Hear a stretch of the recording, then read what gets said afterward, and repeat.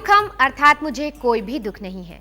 दुखों से मुक्ति पाने जैसे भावनात्मक रोग, क्रोध, लोभ, मोह, अहंकार, मानसिक रोग, अनिद्रा, डिप्रेशन, तनाव, शारीरिक रोग, श्वास संबंधी, मोटापा, डायबिटीज, ब्लड प्रेशर और हृदय रोगों जैसे भयावह रोगों से मुक्ति पाने के लिए एक सहज, सरल प्रेक्षा ध्यान पद्धति के इस कार्यक्रम में आप सभी का स्वागत। आप सभी जानते हैं कि दिल्ली के कुतुब मीनार से 3 किलोमीटर की दूरी पर तथा छतरपुर मेट्रो स्टेशन से महज 300 कदम की दूरी पर स्थित है आध्यात्म साधना केंद्र। इस केंद्र की स्थापना सन 1965 में की गई थी। इसके स्थानीय संस्थापक श्री मोहनलाल चौरड़िया जी ने अपने गुरुदेव आचार्य श्री तुलसी की आज्ञा से अपने सहयोगी धर्मचंद के साथ सारे विश्व का दौरा किया। उन्होंने पाया कि संपूर्ण विश्व में औद्योगिकीकरण और अर्थव्यवस्था के इस माहौल में सारी मनुष्य जाति में तनाव का वातावरण पसरा हुआ है। आचार्य श्री तुलसी एवं महाप्रज्ञ जी ने योग और ध्यान ग्रंथों का गहन अध्ययन किया तथा भगवान महावीर जी की योग पद्धति को आधार बनाकर वर्तमान जीवन शैली के अनुरूप, आधुनिक जीवन व्यवस्था के अनुरूप प्रेक्षा ध्यान पद्धति का विकास किया। कालांतर में भारत के प्रमुख चिकित्सा केंद्र all India institute of medical sciences के हृदय रोग विभाग के तत्कालीन अध्यक्ष डॉक्टर एस.सी. मनचंदा ने एक टीम का गठन किया और भारत सरकार के अनुदान से प्रेक्षा ध्यान पद्धति पर हृदय रोग निवारण के लिए एक गहरा अनुसंधान किया और इस अनुसंधान का परिणाम काफी उत्साहजनक रहा, जिससे संपूर्ण चिकित्सा जगत में चर्चा होने लगी। तो 1 साल के हमने प्रयोग से दिखाया, जो बहुत साइंटिफिक स्टडी थी, कि प्रेक्षा ध्यान के द्वारा आप एडवांस डिजीज़, इसका मतलब है कि 2 या 3 आज तक किसी ने नहीं दिखाया था, पहली दफ़ा इतना पावरफुल।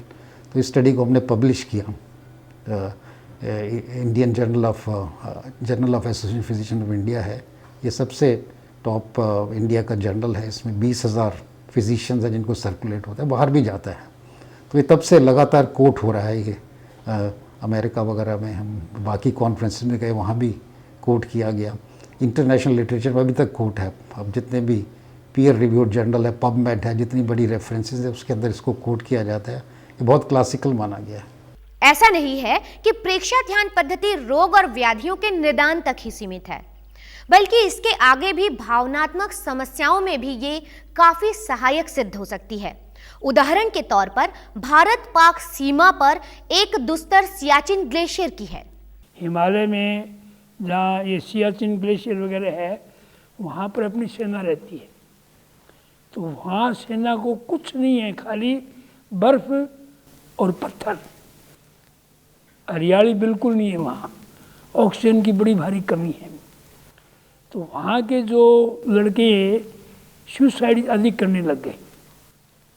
तो गवर्नमेंट को समस्या होगी भी क्या करें इसका। तो मेरे पास उनके डायरेक्टर आए, बोले कि आप इसमें हमें हेल्प कर सकते हो। मैं वहाँ कर सकता हूँ। तो वो मुझे वहाँ ले गए, अपने 2 साइंटिस्ट उनके, एक मैं, 3 आदमी हम गए। तो मैंने उनको वहाँ करीब 15 दिन ट्रेनिंग दी।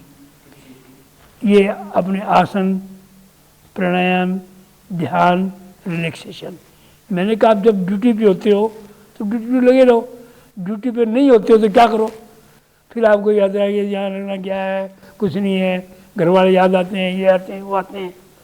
तो आप उसमें आप ध्यान में बैठ जाओ, क्योंकि आप फ्री हो गए हो, आप रिलैक्सेशन कर लो, थक गए हो। तो अगर आप ज़्यादा घूमने फिरने काम हुआ बॉर्डर पर तो आप थकी सो जाओ। तो उन्होंने कहा जी बिल्कुल ठीक है। तो ये प्रोग्राम वहाँ हुआ। तो इसकी फिर उन्होंने साइंटिफिक रिपोर्ट बनाई, बहुत कम हो गई उसमें, जो सुसाइड डेथ थी बच्चों की, बहुत कम हो गई। यही नहीं, प्रेक्षा ध्यान तो ऐसी विषम परिस्थितियों में भी सहायक है जहां तक हमारी सोच जा भी नहीं सकती।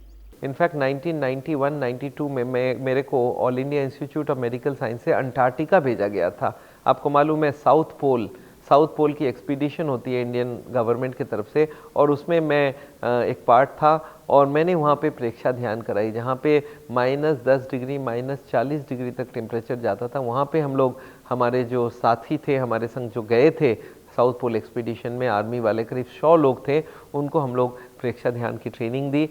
एक प्रपोजल है कि अंटार्कटिका में जो लोग जाते हैं वहाँ पर खाली बर्फ़ है, तो वहाँ लोगों को किस प्रकार से जीवन का अच्छा जीवन जी सके इसके लिए ट्रेनिंग होनी चाहिए।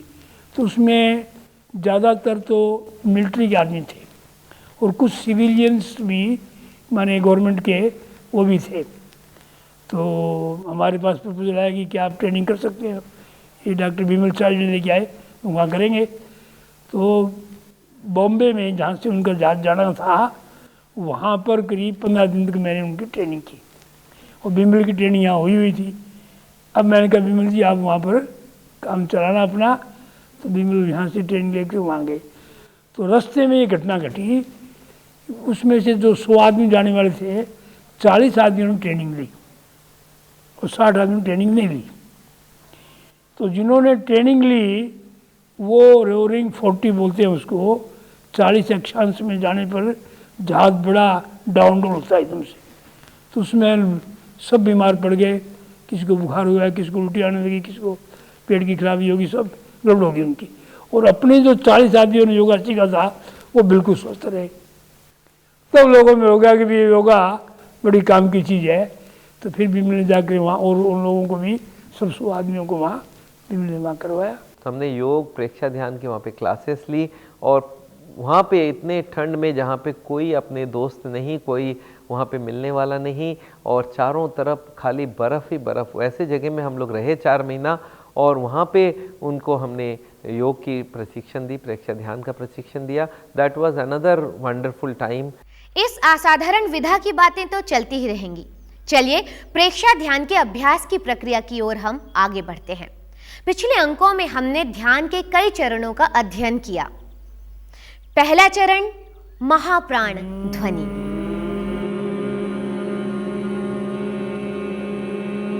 शरीर में कंपन और स्पंदन का अनुभव।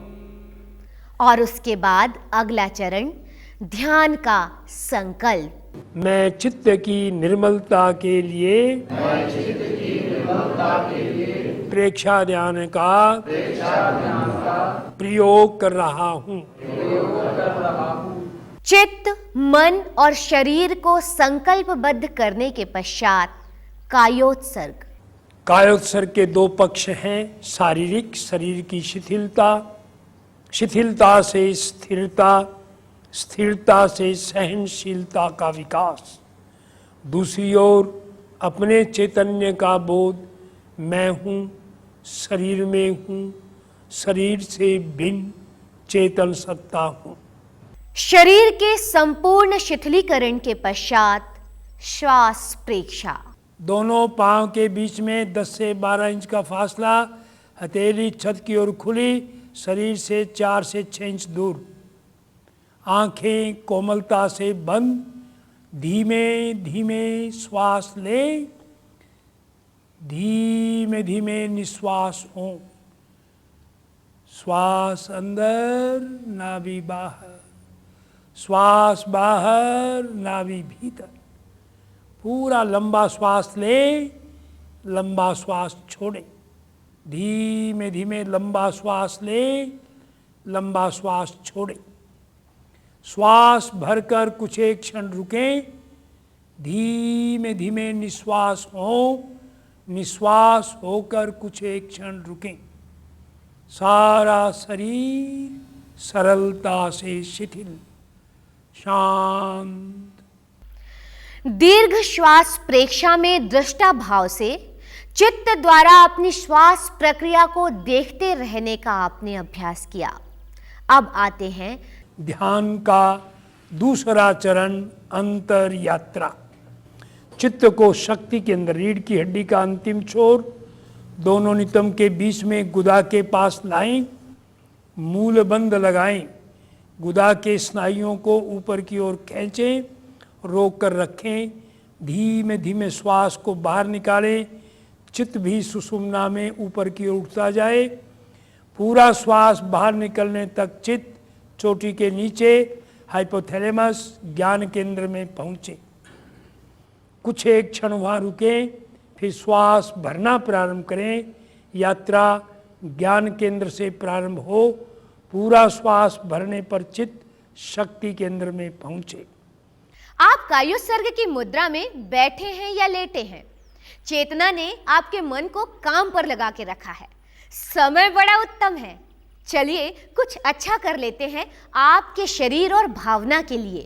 कैसे? अगला अंक ज्योति केंद्र प्रेक्षा। ओम अर्हम। शक्ति स्रोतः प्रादुर्भूतम्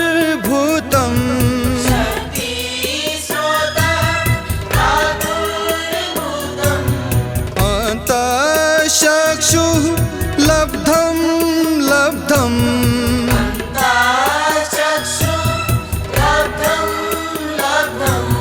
नो मे दैन्यं नो मे दैन्यम्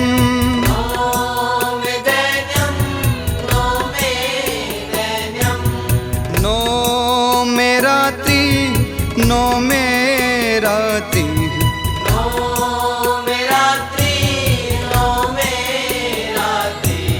नो मे दुःखं नो मे तापः